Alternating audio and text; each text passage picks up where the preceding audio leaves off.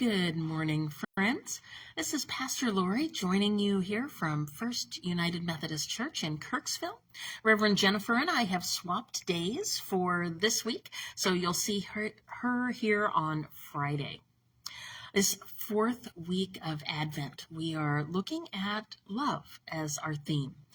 And I wanted to share with you a little bit today from our Advent devotional study that we've been doing, Fully Human, Fully Divine. And there was a beautiful piece talking about God's love. And I wanted to share that with you, a little bit of that with you today. And the chapter began, I was talking about savoring God's love. The time is near. Christmas is almost here. God's gift of faithful love will be delivered to you this week in the form of a baby. And think about that today as we go through this. Think about a baby that you might have held at some point and the love that you felt for that infant. It says, while you may be tempted to rush through this final week before Christmas, I invite you to savor the gift of love, even as you go about your last-minute preparations. Our bodies never tire of self-care and good habits. They crave the love we offer them each day. Consider sleep. Sleep is not something we can gather up on a Tuesday and then use to sustain ourselves for all the rest of the days of the week. And in that same spirit, we're invited to cling to God's faithful love each and every day, allowing it to show us the path forward, not necessarily just leaning into it on one day of the week. Now, tonight is the longest night of the year, and this presents us with a time to recognize that grief and loss and hard times of the season, even as we're held in love by God. Last night, we did our Light in the Darkness service. It's available on our Facebook page and YouTube channel in case you'd like to visit that. And then they give a question to consider. In these long, cold days of winter, and we're certainly going into the cold, how does God's love hold and sustain you? And what do you notice about God's love from looking at the hope and peace and joy that we focus on during Advent? Now, love is an interesting word in English, right? We use it to describe everything from our favorite food to the things we just enjoy doing to the deep love we feel for those who are most dear to us, to God.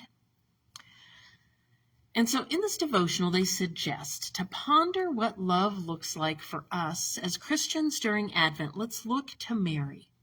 She experienced God's love in the midst of an overwhelming time, filled with confusion and surprise, but also filled with the blessing that comes from being the birth mother of Christ. Mary's love for God is boundless. Again, think about that baby that you may have held at some point. Mary held Jesus in that way. Mary gave birth to God's love made flesh, God with us. And Jesus is God's love for the world and for us. And if we ponder that invitation, we realize that the gift of love has a face and a name. We call it Jesus. And so think again about holding that baby. Chances are that child could not comprehend your love for it, right? There's just no way. But your love was present nonetheless.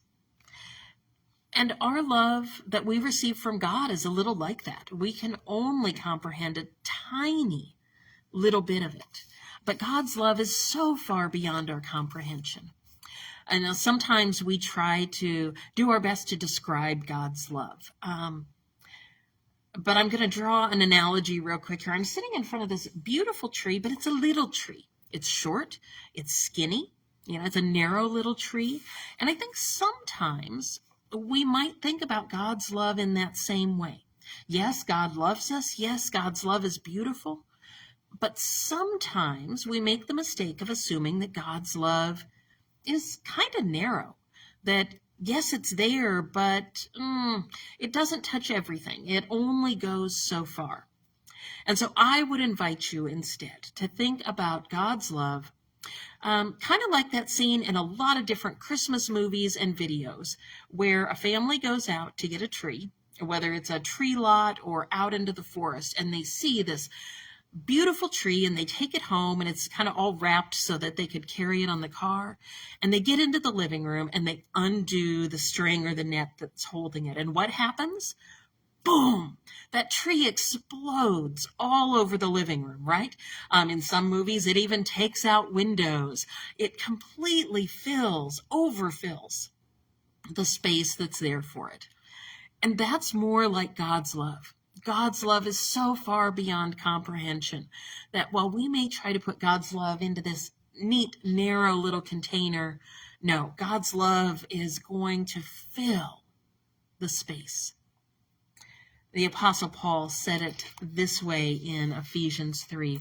I pray that you may have the power to comprehend with all the saints what is the breadth and length and height and depth, to know the love of Christ that surpasses knowledge, so that you may be filled with all the fullness of God.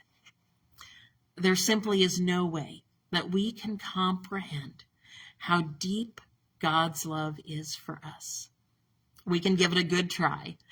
So that would be my prayer for us as we go into these Christmas holidays ahead. We will have lots of opportunities to practice love as we get together with people that we may not see very often. We'll have opportunities to do that through our words, our actions, our celebrations and traditions, the ways that we live into love. And so I would pray that you're able to, as fully as you can this year, and it'll look different from year to year, to fully savor that love. And if your answer to that question that we sometimes ask, how is it with your soul? Maybe you're not sure how to answer that.